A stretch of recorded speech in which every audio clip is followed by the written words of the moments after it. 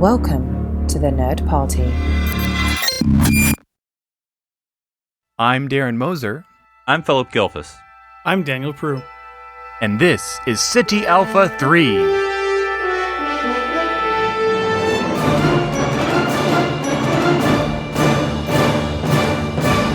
Hello, everyone, and welcome to SETI Alpha 3, a Star Trek podcast here on the Nerd Party Network.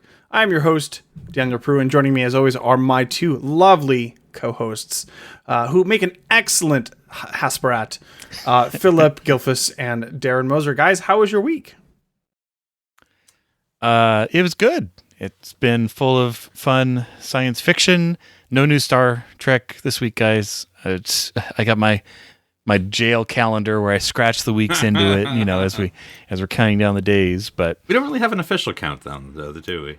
Oh, I did listen to Investigates, Gates McFadden's new podcast, and I really liked it. Her first episode is with Jonathan Frakes.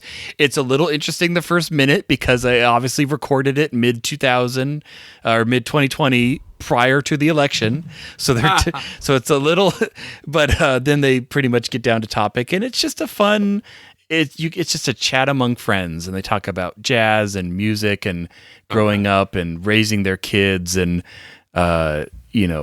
working in television, and it's super chill and at ease. So I really enjoyed it, and I'm looking forward to more episodes, and they do great. So I highly recommend. How much Star Trek was in there? I'd say maybe 10 to 15%. I mean, they do talk about TNG, and she has kind of this epiphany moment of she said she saw some documentary or some report that said like the top 3 shows of the 90s era was like Law and Order, Friends, and TNG.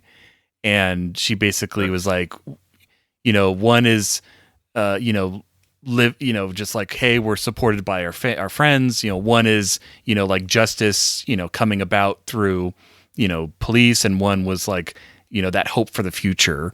And so they talk about, their time on TNG a little bit, but it's much more, I wouldn't even say it's more about what they're doing now. It's more just about growing up. Like Frakes talks about, a lot of stories from his past, and so does Gates, and they talk about their kids and differences in, generations. And it's just, but it doesn't feel boring. It doesn't feel like, these are the questions that are never asked at the con, but it's because you can tell these are people who have been friends for decades and really comfortable with each other, and just, velvety tones of Jonathan Frakes' voice as he's, sharing things. It's great. It's a wonderful podcast. Not too long, but really well done. So I'm definitely looking for more. Interesting. What about you, Philip? Anything come across your way this week? Well, I got a nice shipment in the mail of a certain book to help me in my new rewatch, because as we all know, I finished TOS. Then I did kind of a appetizer cleansing the palate with a Star Trek Lower Decks. And now I'm continuing with Star Trek, the animated series. So, of course, what better guide than the book on Star Trek, the animated series, by one, Aaron Harvey, and a guy that's not Aaron Harvey. So, yes, mine came in the mail. Rich Shebis. Yep, and so I've sort of read the preliminary chapter, and then now I'm on this sort of section of episode by episode. So all right, before I get to it, let's watch an episode. So I haven't officially started yet, but I'm sure by the time we meet next, I'll watch 1 or 2 episodes of the animated series, and then learning more thanks to my official guidebook. Is animated series on Netflix? I don't know. It's certainly on, obviously. I'm not Plus. sure. It's not a huge deal. I was just curious. I'm sure. Yeah, it's on Paramount Plus. I always feel like that was the first thing I ever saw come out on Blu-ray. And maybe I'm wrong. Maybe TOS was out first, but I just remember the it had the big orange and white shell. Yeah. Yes. Interesting. Well, good luck to you on your journey. Maybe someday I will follow in your footsteps, but probably not. Well, when I have animated series topics. It is not on Netflix, so. Interesting. Yeah, okay. We have nothing but animated series topics every 3 weeks from now. We did learn, I don't know if you guys saw this, and it's spoilers, so we won't get too far into it, but we did. Kate Mulgrew spilled the beans on how her character is introduced in Star Trek Prodigy. She seemed like she just didn't care whether or not she was supposed to I didn't say hear it. how she was introduced, but I heard about like what her character is. Yeah, she talks. It was a very brief clip. It was maybe a minute and a half, and she just says, "This is there where it happens, and this is how it happens, and this is the situation." And I don't know if. So I don't even need to watch the pilot anymore, is what you're saying. Yeah, I just maybe. I'm don't not even sure, need to but- tune in. I have to admit, I have not investigated further. I just saw the headline, but I'm like, you know what? I'm the kind that just wants to be surprised. I know. Okay, so Daniel. we I know definitely Daniel is a spoiler person. You can just tell Daniel he doesn't care. Darren, I don't know what your thoughts always are, but if I can avoid it, I can. I don't feel I'm losing out on what I'd heard. I didn't deal further. I just saw the headline, like you said, but yeah, no, I'm still looking forward to it. And when does it we come don't out? even. We didn't even really know what the show exactly is going to be, so it's going to be interesting to watch either way. So Yeah. I don't know when it comes out. It's got to be soonish. Hey, kids. right? It makes more sense on why we've seen the artwork when she's in her kind of Voyager uniform. So Where did the Kazon go, kids? Can you find him? Oh man. No Kazon. No Kazon. where's astrometrics? Astrometrics. Gosh, that's all I have to say. Have you been assimilated? No. Now I'm just thinking of Livingston the fish on the Rascals computer. That wasn't Livingston. That was a really you're long- right. Remember, it's like some huge long name. That's Hawaiian right. fish. It was another. It was the Hawaiian fish. Yeah. Wait a minute. What episode is this from? Rascals. Rascals. Kid Picard's trying to use the computer. Would you? And it's like the to play a little like game? clippy of the 21st century, and it's No, like I know hi. I I would know what know. you're talking about. I was trying to make a segue there. Oh, and sorry, You kind of broke it. Sorry, our brains are memory alpha. We can't help it. Speaking of rascals, so for this week's topic, I decided to kind of continue the last time I had the center chair. You've made a new series. We did. Well, you know, I kind of enjoy these these impromptu writing exercises that we do. Where What we ifs? the what if scenarios. I think they're really fun. So I don't know how many more I have in my noodle cooking, but at least this one was easy to come up with because last time. Sorry, I'm just picturing Daniel, you sitting in the nth degree chair with your noodle cooking, and the little lasers are shooting at your brain, and you're like, "I am now more machine than man." It's just anyway. All I can think about is possible '90s Trek scenarios. It's all, all that exists in my brain.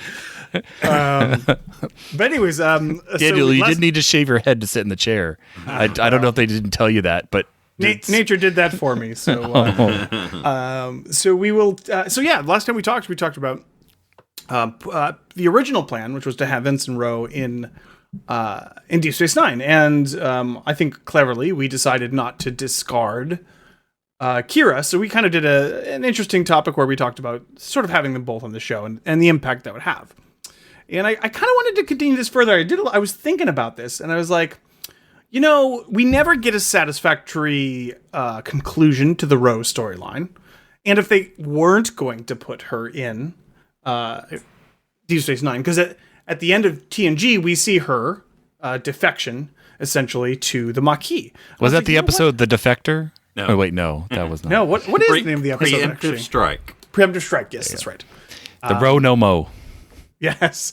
So, you know, in that 7th season, and that's like literally, isn't it like the episode right before All Good Things, or maybe 2 episodes right before? All Good It's Things? probably a few before because remember the episode before. I feel like it's pretty late TNG. So I was like, you know what? We never really get a conclusion. We have no idea what happens to her. Why not? Why wouldn't we have some fun and rewrite Voyager a little bit and have her be a crew member on the Valjean with Chakotay, Ad Tuvok, and Seska? Taurus?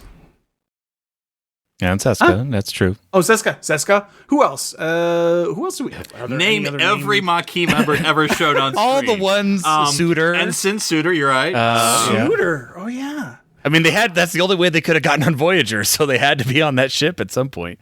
All the B grade rejects from that one episode. There's 2 episodes. There's the first season episode of or is it a second season? I can't remember. But no, it's the last episode of the first season where Tuvok trains them or whatever. Yeah. And then there's the season 7. Is it? Yeah, I think it's like 7. Yeah, it's their Lower Decks, not as good episode. And Daniel, you were correct. Preemptive Strike was the penultimate episode of TNG. Well, I was wrong. It was literally right before All Good Things. So I'm not going to go down this entire list, but I will tell you the ones that I remember. Okay, here we go. Because they're totally off the top of your head. Vol'jin personnel is in a page on Memory Alpha. Vol'jin, sorry. Thank you. Thank you. I knew I was saying it wrong. And named is an entire list here. So Chakotay. Chell, which is that one, the blue guy. Chell, yes. Yeah. He was in the Bolian. video game. Yep. Dolby, I remember that name. He broke the barber ceiling, and he's not a barber. He is a member of the Maquis and Starfleet. Hogan, Seska, Suter, Torres, Tuvok. I don't recognize. There's about 24 names. He was here, the tactical chief, Daniel. He was Janeway's friend. Vulcan. Yeah, he was in a lot of episodes. He said Tuvok. I know Tuvok. Well, he said he didn't know, so I was just making sure he knew. But anyways, we're going to add one more to the list, and it's going to be Ensign Ro. Lieutenant Ro, but go ahead. Actually, I think she doesn't have any rank at this point. She's whatever Maquis rank they come up with. Commander Chakotay, aren't you? So that's a good Torres is Lieutenant Torres, so I know. All right, now, Daniel, before we head off to the Badlands, I wanted to ask, is it just Ro we're bringing? Because you got my mind spinning, and I started to think, well, what other Maquis do we know of? And we don't have to bring anyone else along on this, trip to the Delta Quadrant. But the 2 that popped out most in my mind, at least of prominent Maquis we know, well, there was like Sisko's friend that portrayed him, but that happens a lot. So I had to be more specific. Eddington, which is a bit much because I think that pulls a lot from DS9. Yeah. But my other thought was Thomas Riker. Okay, so here's the thing. I was thinking about that too, and that's a good idea. I think if you could get Frakes to agree to like a 6 run or like a 3 run. And then like die. And kill him off. Yeah, whatever. That's true. If you're not going to do anything else with him anyways, it's totally fine to bring him on board and then just have him Or die. you could treat him like every other Maquis crew, and he just shows up. I was going to say, you just don't see him. He pops up episode once 3. a season. Oh, hey, Tom. You've been here the whole time. Just give him Whoopi Goldberg's schedule. Like, she's always there, just you never see her but once or twice a season. Thomas shows up every time Frakes directs an episode. That's not a bad idea. Just like background. Yeah, just or he's like mentioned on the computer monitor or something. They update his picture. It does add a little extra element of spiciness too, because of what we know happens between Ro and Riker. Yeah, that's true. Riker. And according to the books, Janeway went on a date with Riker. Go ahead. That's right. I think, for simplicity's sake, we'll just say. Okay. I think Ro's going to throw enough wrenches in here that we don't need. I'll settle for my Q flashback episode Riker crossover. They're called spanners, Daniel. Come on. No. Not in this universe. Okay. No. Yeah, I couldn't really. I was trying to look it up just to see if there were a lot of other Maquis that we knew that could, tag along. But yeah, no, it's fine. I think Ro, like you said, will give us plenty to divulge into. So here's the thing too. If this is, I do want to work on a background a little bit, but there's not a lot of time here. If Preemptive Strike was right before the end of TNG and Voyager comes essentially right after it, we're talking a couple of months to work with here.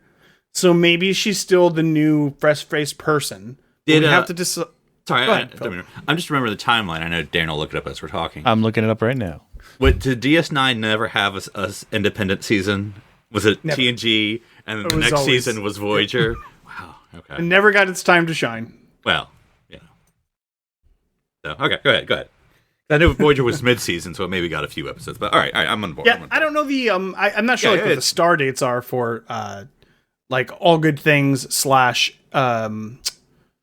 Caretaker. I'm sure. I'm looking it up right now. So something one tells me that All Good Things was 94 and Caretaker was 96, but that could just be my memory, and I could be wrong. Gosh. Don't read the production number, Darren. Read the dang Stargate, idiot. But no, I do remember. Well, we all know that Voyager also had a half season the first year, so there was a bit of a bigger gap, I think, because I think they started in January or something like that, if memory serves. And TNG, I don't remember, ended in August, I want to say, but I could be wrong about that. Yeah, it's hard to say. I mean, preemptive strike is 47941, and Caretaker is 48315. So they're not. I wish they used months in there somehow, but that's enough time for her to get go to Maquis orientation, and then get assigned to her first ship, which is the Bajoran. Okay, then, it says 2370 for preemptive strike and 2371 for Caretaker. So within 12 Maquis months. basic training, those are 9 weeks. And then well, she's got this. If we did a little bit of research ahead of time, we could have easily done this. We don't do research ahead of time, Daniel. We do it on the fly. But if we matched up the dates and the episodes of like Deep Space Nine and TNG, and then Deep Space Nine and Caretaker, I think you could probably get a pretty good idea of what that is. But that's okay. We'll just say there's a few months. It doesn't matter. It doesn't really impact the big long. She got the Maquis paycheck going. She got her W-2 information. Everything's W-2. Good. So she gets on board the Voyager, through whatever means. Now, what is the dynamic? We're going to start out before we even get on to Caretaker, before we get to the Badlands. What is is she in love with Chakotay and she hates Torres? No, okay, we're not going to do that. But does she get along with everybody? Does she hate Tuvok? Or maybe she really likes Tuvok, but then Tuvok betrays her and it's a real deep cut. Where do we go? In my immediate backstory in my head, she's suspicious of Tuvok. Okay. Because I don't think, what we know of she smells Starfleet on him. Because she was literally just there. Yeah, she was literally just there. Weren't you on the with Captain Janeway? Did you know Captain Sulu? You look really like you've been in Starfleet a long time, boy. We had a gap year. By gap year, I mean 50 years. But a gap year. Because I think Ro, the stereotype of Maquis, if we can have such things, is that they left Starfleet like, F you guys, flipping the finger. But Ro didn't leave like that, really. It was much more of a, I see the other side, I'm going to help the other side. Not like, F you guys. It was more like, sorry, Jean-Luc, sorry for phasing you, Commander Riker. But, so it was more congenial. So it's not like she has like a chip on her shoulder or anything, necessarily. But I think so, but when Tuvok, I think she's like, I'm stroking my beard for the listeners, so I think that's what she's looking at. I'm cool with that. She doesn't wear an earring, I know, or she wears an earring, so she has a tingle in her earring or something. Oh, now I'm picturing Tuvok undercover with like a beard and an earring, so that he looks like Maquis. He just shaves it once he gets on the Voyager. Has the goatee, yes. So she's suspicious of Tuvok. How does she feel about Chakotay? Well, they're both former Starfleet. Not every Maquis is former Starfleet, but they both are. And she was moving her way up as Lieutenant Ro, and he was, at some point, Lieutenant Commander Chakotay in his Starfleet career, teaching at the Academy. Maybe she had him in the Academy. Maybe at her tactical training. Well, I don't know when he went to the Maquis. I don't know. But, I don't know. We don't want to go too far back. I think that's going to be too confusing. Well, remember, she was in jail a few years, so I don't know. That's what I'm saying, yeah. Okay. Maybe Chakotay doesn't trust her all the way, because maybe his Starfleet, because he's still a little Starfleet, and maybe he still sees her as the traitor. Has she redeemed herself? It's one of those things like Michael in Discovery. She may have redeemed herself at the ship, but has she redeemed herself in the culture? And so Rose redeemed herself on Enterprise. Has she redeemed herself? Oh, so you're saying Chakotay is still upset about the incident from her initial? Yep. Okay, I could see that. Okay, we'll go with that. What about Torres? Is Torres like let's just say why not? Let's just say they're both BFFs. kind of let's make them like super awesome friends. They hit it off right away. They both like punching things. Let's be honest. They both have some anger problems maybe they could deal with, but let's go with that. I think that's fun.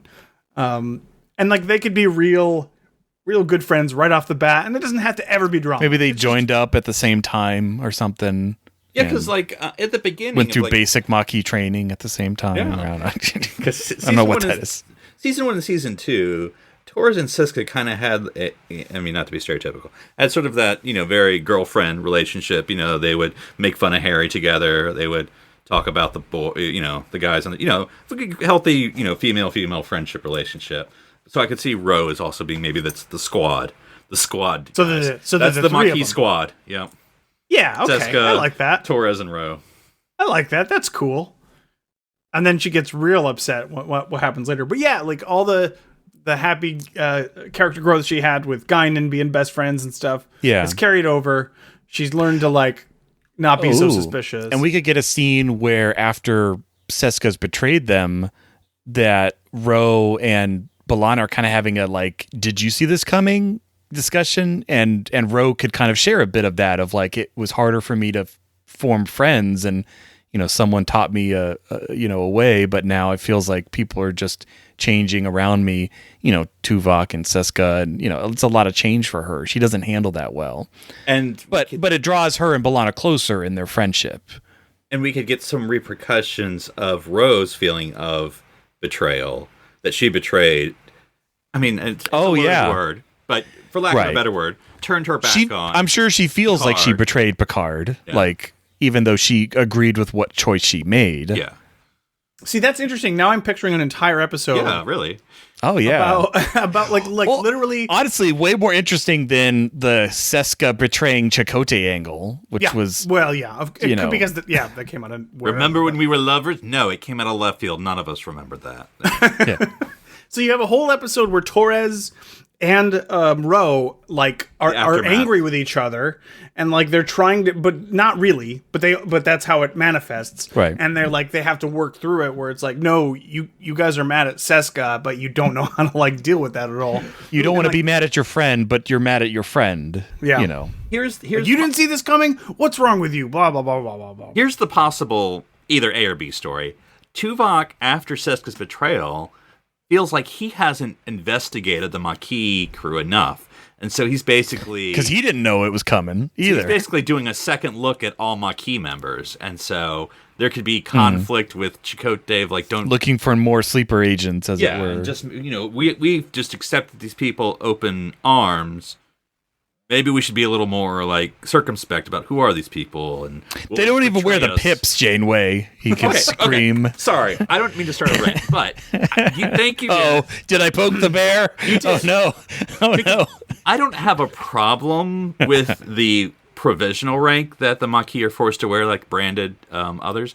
What I do have a problem is they never mention it. Like, it's up to you to figure out what that means. Like, it's just at 1990s resolution. Everyone's just wearing a different rank, and it's not like, I want them to have explained it in a sentence of like, hey, I know you guys don't have rank, but we're gonna just give it to Well, you also had like Miles, had a different rank as the chief. Listed.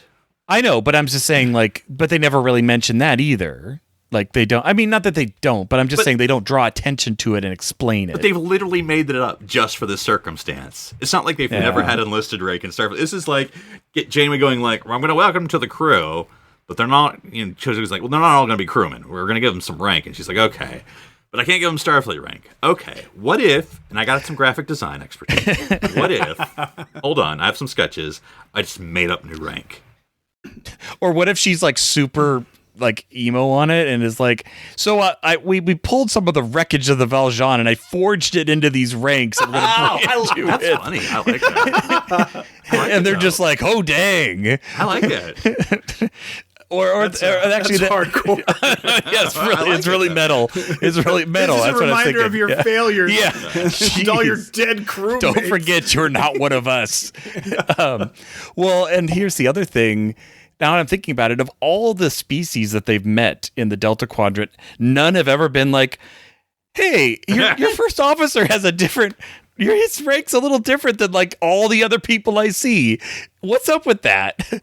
I think, and I'd have to watch the entire series again. I assume anyone that ever goes up to it, will be like, "Oh, Captain Janeway, you must be Commander Chakotay. How do you know? How do you know what anyone's rank is?" And then, yes. Sorry, I just felt like... Are there HUDs in the 24th century that are just floating above them like a little QR code or something they could scan in and know? Because then my further question, is that with the Lieutenant Ro that I keep bringing up, the Lieutenant of it all, you can go one of two ways. One, do you just turn on her Starfleet rank again, which they did not do with Chakotay, and you're saying, well, Philip, they were Maquis. Okay, how did Tom Paris suddenly get his rank back?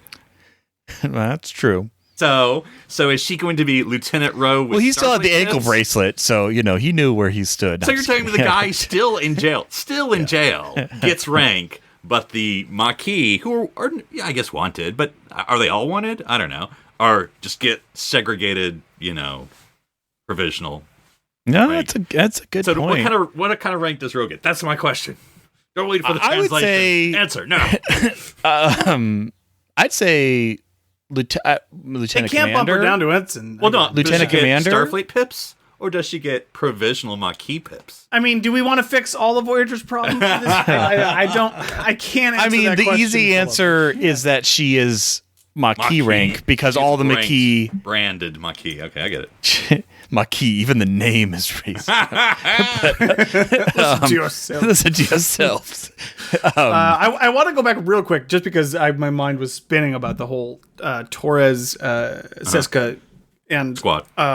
Ro thing. But Ro also would have been tremendously impacted by the fact that who she thought was probably the only other Bajoran on the ship turned out to be Cardassian. Oh, dang. And that's going to sting way worse for her than It's not anybody even else. just not a Cardassian. It's not a Bajoran. It's not even that she's not a Bajoran. It's that she's a Cardassian. I could her line. If she had been Romulan, I would have been all right with it.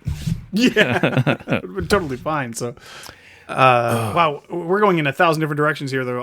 Okay, It's a really good episode, though. That one we're I want to hit one last thing on Philip's point before we move on because I opened the box. back to Pips. Okay, Back to Pips is What I color is she want a wearing? moment. Oh gosh, Same color she was wearing before. red. I mean, She'd be why, though? command, I think she's tactical, Yeah. though. I feel like she should be yellow, but go ahead.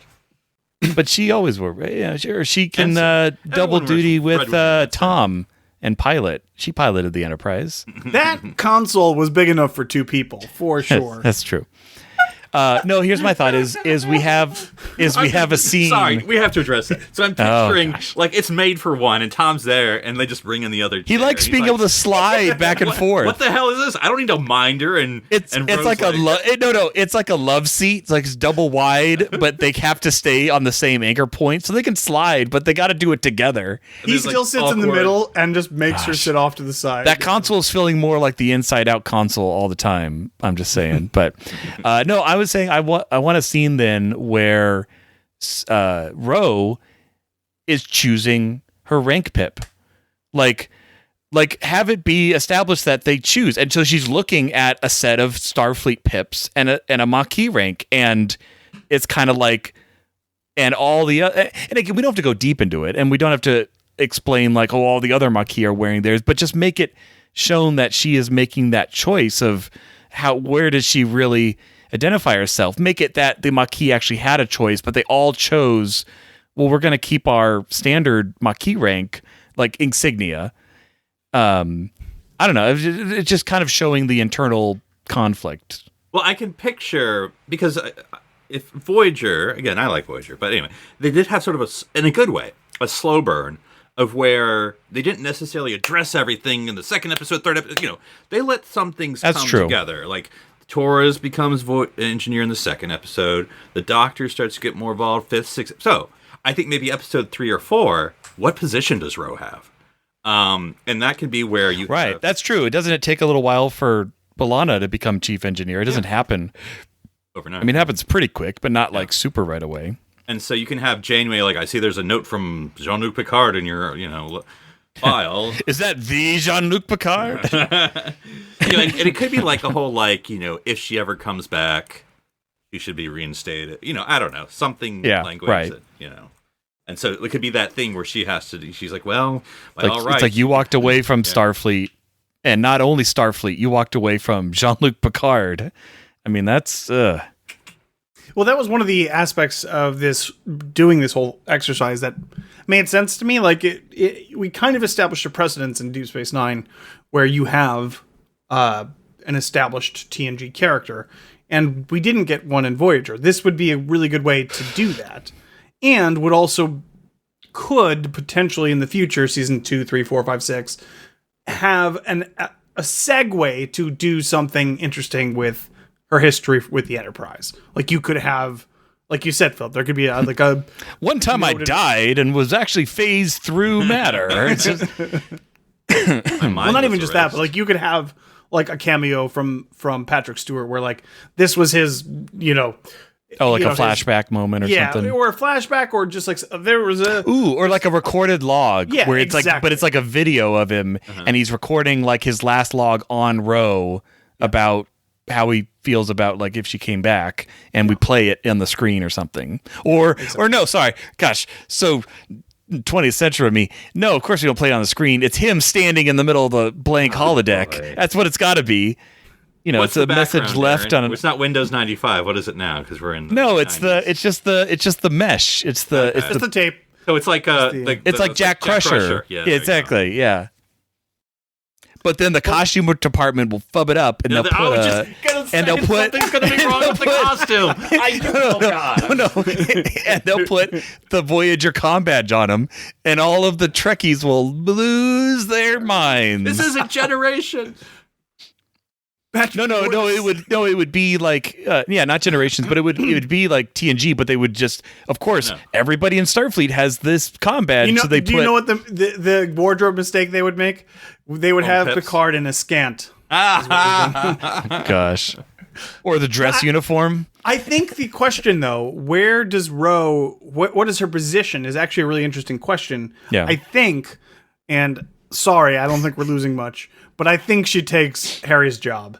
See, I was thinking something's tactical, because she came from tactical training and preemptive strike, and so that's. But she can't take Tuvok's job. Well, no, guys, I got the solution. We fire up the old replicator and we put 3 dang seats in the middle of the bridge. It's worked before. Put the captain in the middle. You're saying counselor? No, I'm just saying giving her another seat. She is not a good counselor. I'm just saying give her another seat, because there's no reason to have 2 seats in the middle of this ship. It's not that we never used it, but we rarely used it. Again, I have to rewatch the whole thing. B'Elanna's over in Sector 12 at her station. It's so far away from the rest of the bridge. But the station that 7 kind of started to use, but basically kind of the wharf. The wharf position, it's not high, but there is a console behind the command chair that 7. I think they add that later for 7. Add it now, dang it. But it's basically the wharf position. Here's an idea. What if... I think she's assistant. What if Voyager? Look, it's either double butt seat with Tom, or what if Voyager fixes a big problem with Star Trek command structure? Okay, here we go. And Tuvok becomes the security officer, and she becomes the tactical. That's officer. what I would separate say. those two. I would like that. Yeah. Sorry, Philip. I didn't. No. That's a great idea. Or vice versa. You can, Let's keep, because he's undercover. Like, you think that's kind of like a spy / cop. So then he can become security / HR and take over what Chakotay should be doing, because he would do it better. She can fire the phasers and photon torpedoes. But so if he's security though, is he on the bridge? I don't think he needs to be on the bridge. I mean, technically, B'Elanna's not on the bridge very much once she becomes chief engineer. That we don't always use, because we have. I know for the podcast you can't see me. So on the right hand side, that's kind of snuck in it's the engineering nook. Right. That's right. That's what I'm saying. It's so far away, and you have you need another shot to see it. It's not in the wide shot. You have the science nook where we only use. Oh, that's right. Ensign. Only when they science the science. Naomi's mom. Yeah. Wildman. Yeah. That nook. You have the front nooks. That's true. And then I don't know something. What's on the side? Maybe they can do something on the side here.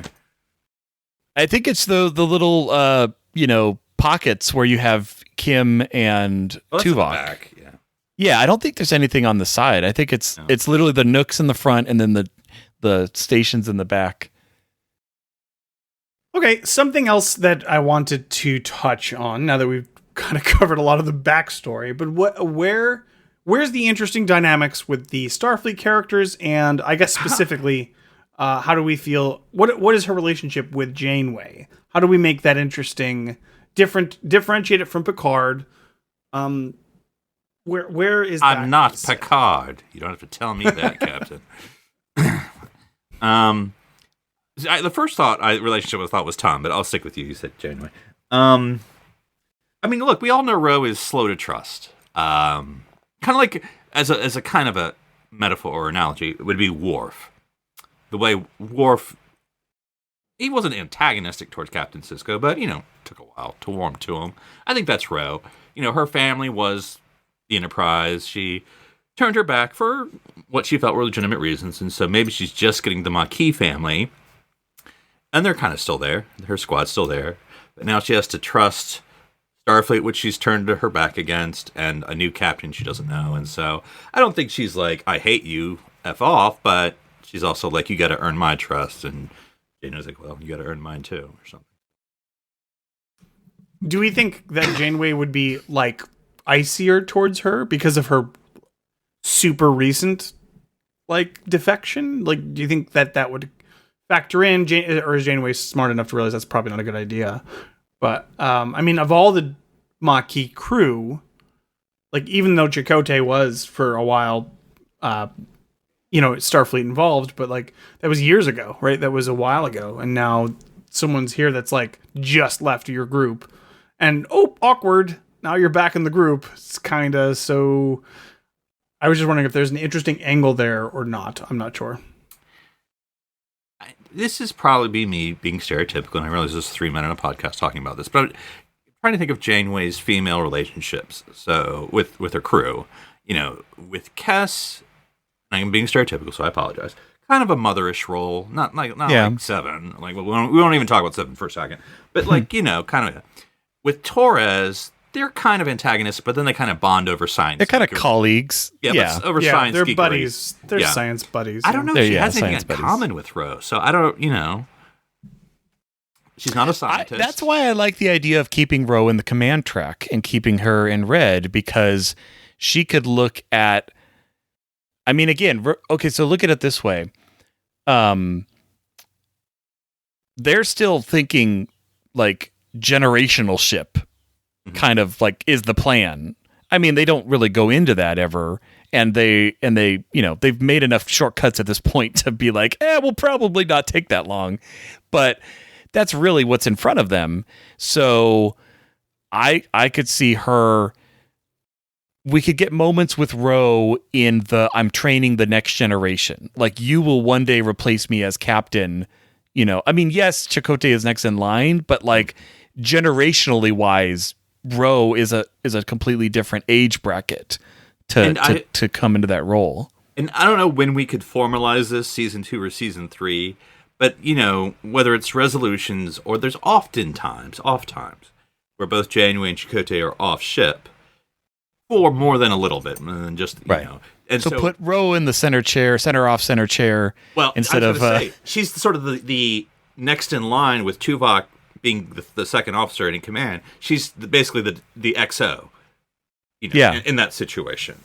So the fourth officer, I don't know. I have an idea, and you guys can shoot this down immediately if you don't think it's an interesting idea. We're out of torpedoes already. Sorry, Daniel, we shuttles. Cannot shoot down that What idea. if, and you'd have to build up the backstory a little bit more a lot bit more than we saw, but what if there had been a power struggle previously on the Voyager, and it was between Ro and Chakotay in such a fashion that like that second episode that you mentioned, Philip, instead of who's the chief engineer, Janeway has to decide who is in charge, who's second in command, who's going to be the one, but both Ro had stood up to Chakotay or whatever, and they were both kind of claiming the same status, oh no, I'm in charge, people will listen to me, blah blah blah blah, and maybe we stick with Chakotay, and that's fine, but that might throw an interesting wrench in the relationships, where because Ro kind of is a take charge kind of person, and Chakotay's not really in a lot of ways. And I don't pretend to know Maquis command structure, but if I'm to stereotype or to make my world, Ro is kind of first officer of the Bajoran, because B'Elanna is just, I mean, not just, you know what I mean. She's just an engineer. She's not aspirational. I want to be in charge. Right. She's like, I just want to be the engineer, and only becoming chief engineer. She's his number Voyager. 2 in charge because it's a cell structure because they're terrorists. So it's it's freedom fighters, Darren. Oh gosh. Sorry, I subscribe to the Cardassian News Network, and they say, but CNN. Cardassian. Isn't that what it's? I think it's called the Cardassian News Network. Maybe I'm not remembering, but at least they don't send young boys on journalistic adventures where they'll be, in jeopardy. But Federation News Service, but throwing some shade there. But no, I think. Yeah, that makes more sense than B'Elanna, because B'Elanna's just maybe someone he knows longer and he trusts, but she's not, like, I don't see him putting her in command if he has to step away. Because, I mean, I'm a Starfleet. During the Maquis days, yeah. But like on Voyager, I mean, Ro of the Maquis has the most Starfleet experience. I mean, we never really get into Chakotay's life, and maybe we should have, but we didn't. Right. How long was his gap year? That's but like, it's like, it goes Chakotay, who, had a lot, whatever he did, taught the academy, whatever. And then, like, next is Torres, flunked out junior year of the academy. So, like, you know. Well, and Tom. Oh, sorry, I forget. Tom is not a Maquis. Well, we don't count him. He was for a day. I don't know. Do you count that? I don't know. Was Ro there when? I think it's interesting. Her and Tom would be an odd dynamic. They've both been in jail. Yeah. So. You think there's something interesting there? Because the stereotype is that most you have the female character, except for Kes. It'd be funny if she flirts with Tom, but like is not planning on him getting anywhere. Yeah, because I would want to see it not to be an antagonistic female to Tom, because Tom's a jerk. I get why you would be antagonistic, but I want to see a more healthy, non-sexual female male, because Tom is like he's over mooning over Kes, and he's just not mooning over Torres. Tom, Ro, and Harry. I mean, it sounds like a trio right there. Yeah. What role would she be in the holodeck program?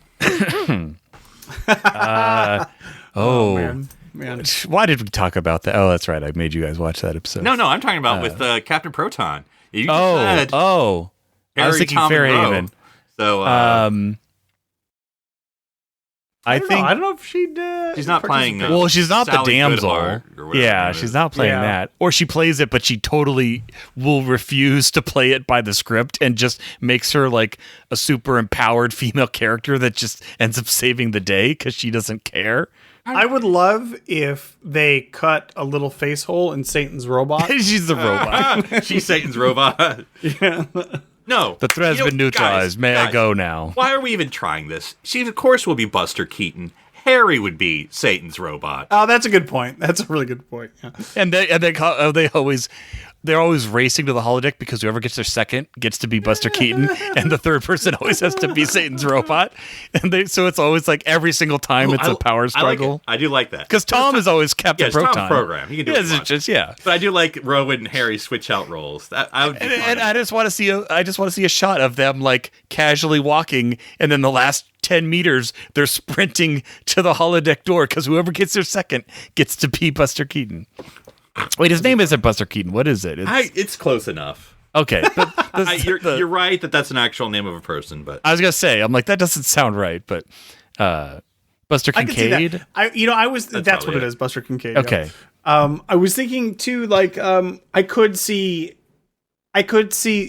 Paris and Ro in the same kind of vein that they did Bashir and Dax, where it's like, he's the young, inexperienced guy that does kind of try to pine after and go after her, but it's just not going to happen. It never happens. It's just something that they wanted.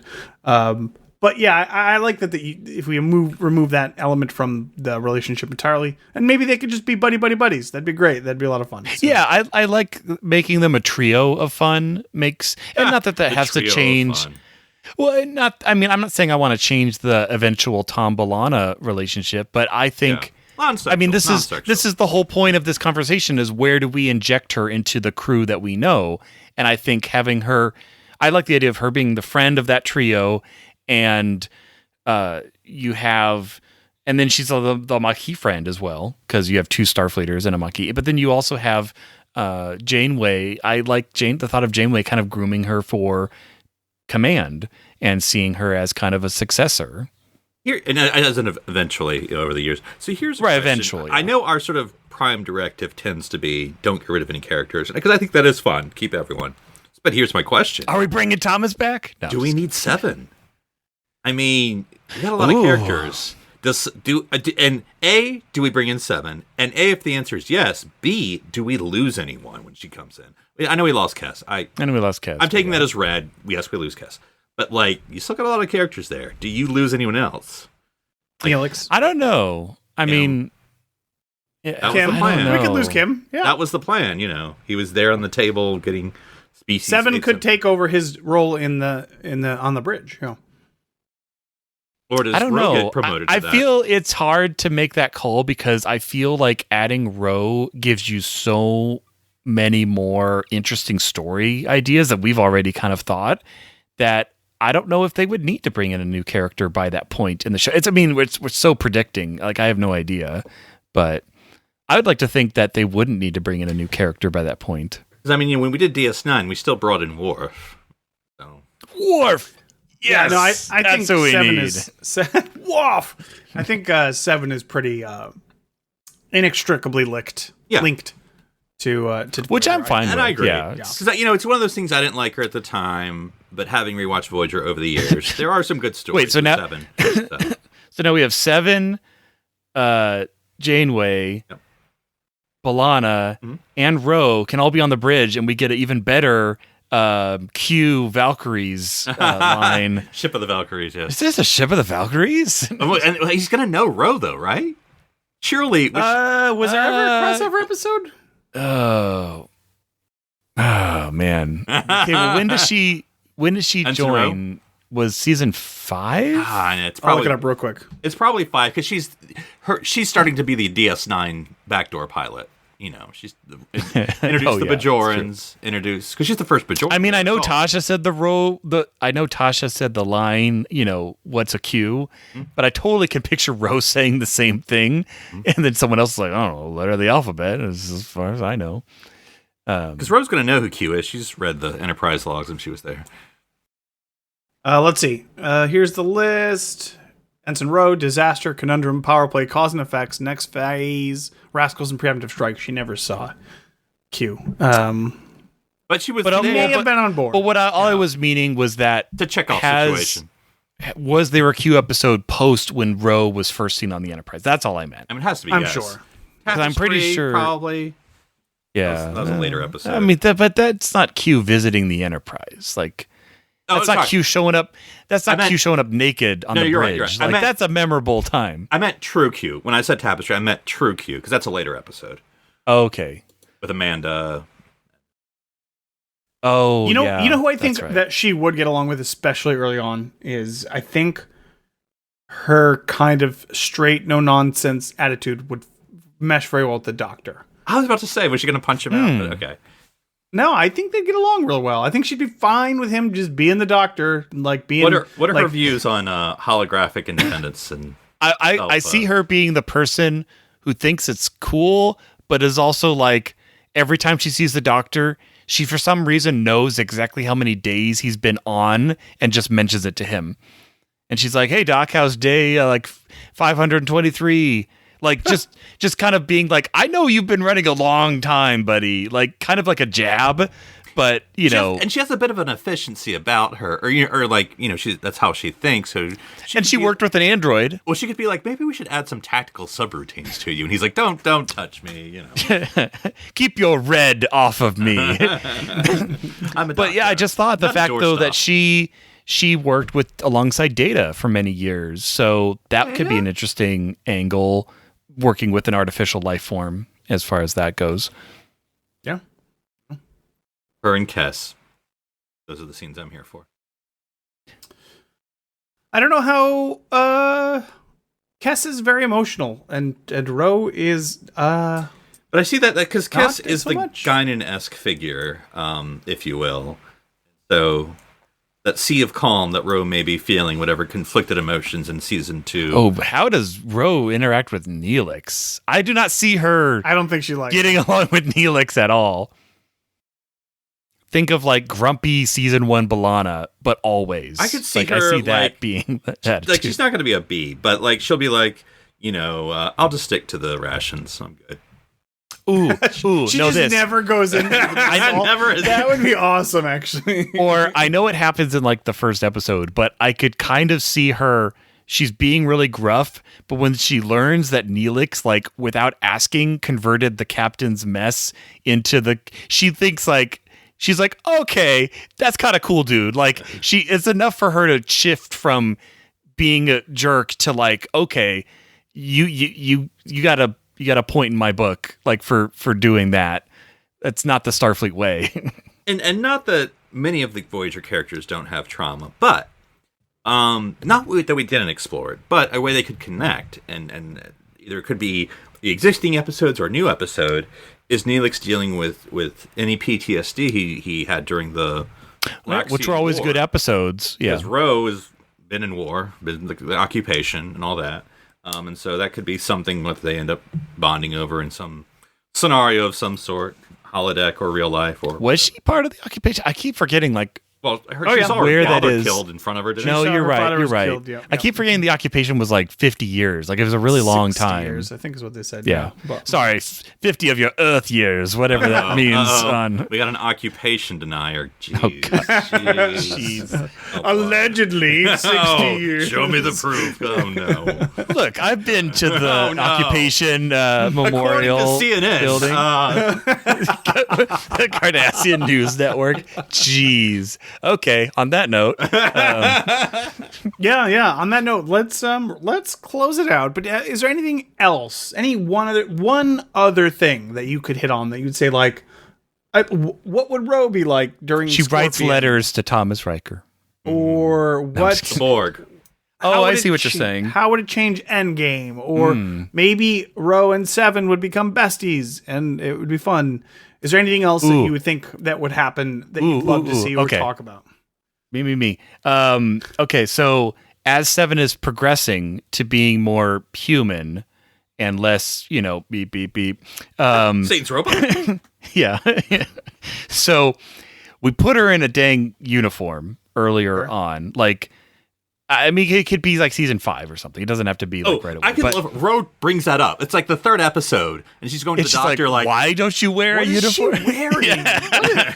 She goes to the doctor like, isn't that thing fixed now? Can't she wear regular Oh, clothes? actually, I would. Hang on. Now, sorry, and I'm sorry, but I would love because isn't it the doctor that's like, Yes. I designed this Yes. as some nonsense. Yeah, I would something love like for that. Ro to shut that down immediately. No, you put her in a regular. Or no, costume. it's right after the Q episode where the young Q is like makes her naked. super, yeah. And she's just like, Doc, we gotta fix this. But no, this is what I want though. And she can tell doctor, you're a doctor, not a designer. not a designer. So okay, so she's becoming more human.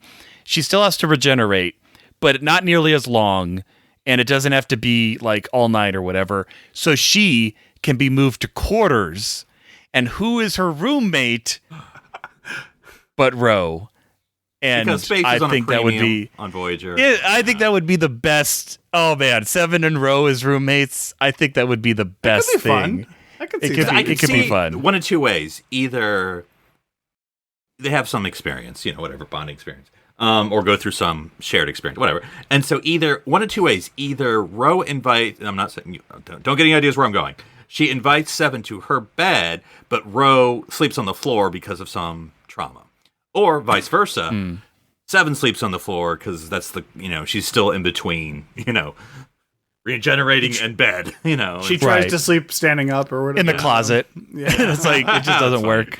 Yeah. But anyway, but I could see some dynamic like that so you can sort of get some scenes sometimes. Ooh, it could be totally okay. So Almost like Michael. ooh, Tilly. okay. Here's the episode real fast. Ro's getting a promotion from lieutenant to lieutenant commander, and as such, she gets a bigger room. But at the same time, Seven is needing space, so they're like, "Hey, best of both worlds, we'll both put you in this room." Don't bring that up, Darren. Don't bring that up, Borg. Oh, sorry, good. So they're roommates, but they both have those issues with the bigger bed, where Seven doesn't want to sleep in it, and Ro, is like on the floor. So they both realize what happens, laugh about it, get rid of both beds. Seven has a teeny alcove in the corner, and Ro, they basically like, we have so much more room for activities now, and they just have their fun open their space, and they make it their own. That's what I'm saying. It's like that's the moment of the episode. I mean, that's a ton of nonsense stuff, but I think that would be hilarious. Yes. I would, well... Did you touch my stuff, Seven? You swear? The dotted line episode, we're going to do the odd couple. Yes. Why did you put a roll of self-sealing bonding tape down the middle of our dwelling quarters? Everything on that side is yours. You have put the door on your side, Lieutenant Ro, and she's like, can't you transport by yourself? Yeah, she's just like, fine, I'll get out of here. Boop, boop. And use your nanotubes, you stupid boy. Get the heck out of here. This is the college dorm episode. She assimilates the wall and makes a new door. It's like a Borgish door. And she just walks through it. Oh, man. I love seeing, it's like she can't use the door, so one of them just always beams into their side and defiance. And it could be like some mood-altering alien radiation that's making them act weird. But we just have then later they're like, this line is stupid, and she walks forward and hits a force field, and one of them has actually installed a force field down the middle of the... And then she can yeah. Oh, then she just walks through and she's like, have you forgotten? I am Borg. And she's like, you got me, Seven, but you're on my side of the line now. All right. I like that. That's great. You got anything to add to that, Philip? I mean, there's so much more we can do, but we'll call it. All right. We'll call it there. I think that adding Ro to Voyager would definitely have made some interesting ripples that could have made some fun stuff, but I guess it's one of those things that we'll keep in our head and have fun with from time to time. But Darren, if people want to get hold of you, find out what the best way to install a Borg door on the wrong side of the room is, how would they find you? They can find me at drsci-fi.com, DRSCIFI. And Philip, if people wanted to get your entire PowerPoint presentation of different types of pips and rank insignia, how would they find you? I'll explain it. All right. They can find me at NC Public Servant. It's not made up. I've explained why I have the name. It's out there. Just doesn't show up one day and never get used anywhere else. That's where you can find me. And if people wanted to find me to find out why Ensign Ro would make the best character on any Star Trek show, they could find me at 1UpDan. That's the number one, not the word. I enjoy seeing how you're going to fit her into Enterprise. What? Yeah, no, we have There's to a whole add bunch someone of time else travel. There's a to whole bunch of another time episode. Yeah. All right. I'm Daniel Prue. I'm Philip Gilfus. I'm Darren Moser. Stranded here on SETI Alpha 3.